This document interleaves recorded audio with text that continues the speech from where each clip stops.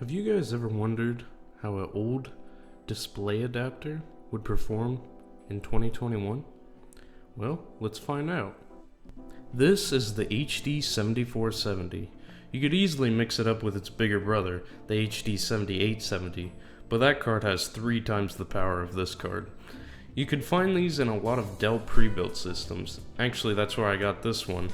Launched in January of 2012, this card runs on a 67 nanometer chip size, runs at 25 watts max load, has 1 gigabyte of GDDR5 VRAM, 160 shader units, supports up to DirectX 11, has a base core clock of 750 MHz, and has a memory clock of 900 MHz.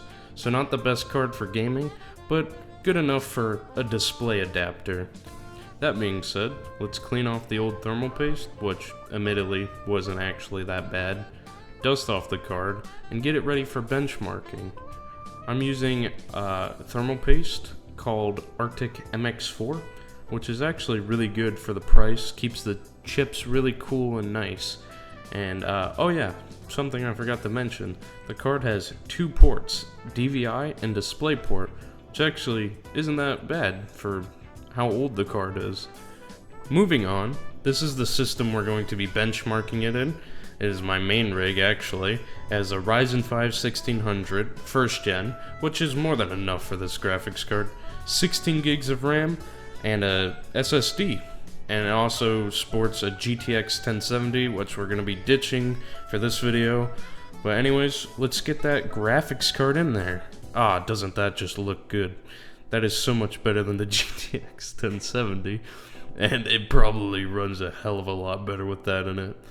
Anyways, let's get it into some benchmarks.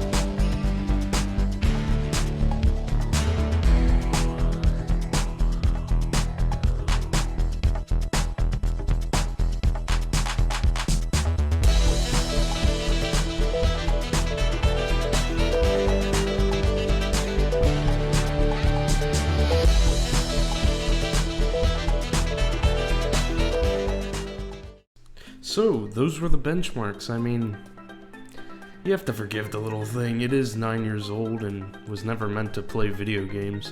It is just a little display adapter, but, you know, I can imagine myself using this back in 2012 as a main graphics card.